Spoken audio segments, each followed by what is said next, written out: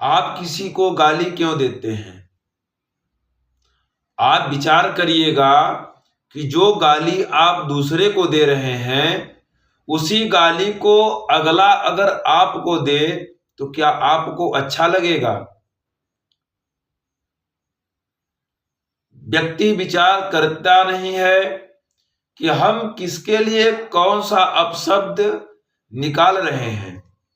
जब आप किसी को कोई अपशब्द निकालने का सोचें तो पहले अपने पर आप उसे अवश्य विचार कर लें कि हम जिसके लिए अपशब्द निकाल रहे हैं वह क्या सही है।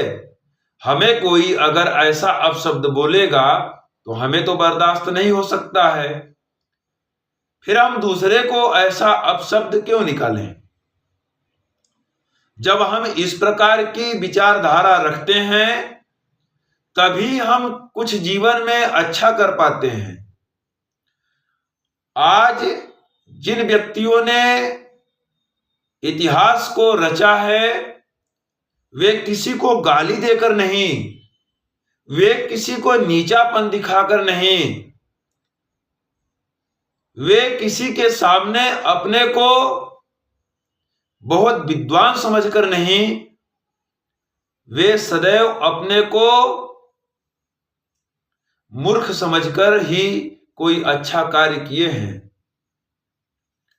आप देखेंगे गोस्वामी श्री तुलसीदास जी महाराज भी अपने को विद्वान नहीं कहे हैं। श्री रामचरितमानस को आप कभी उठाकर देखें, अपने को श्री तुलसीदास जी ने नीच पापी ही कहकर और इतना महान ग्रंथ हम सबके सामने रख दिया है।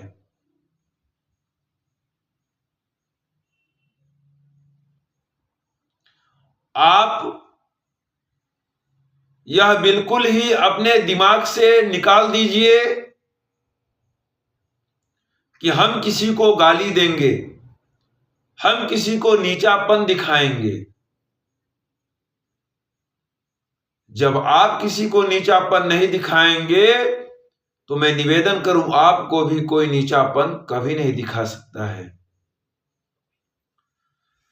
कोई कितना भी प्रयास करेगा कि आपको नीचापन दिखा दें, वह बिल्कुल ही नहीं दिखा सकता है, क्योंकि आपका जो कर्म है वह अच्छा कर्म है किसी के प्रति भी।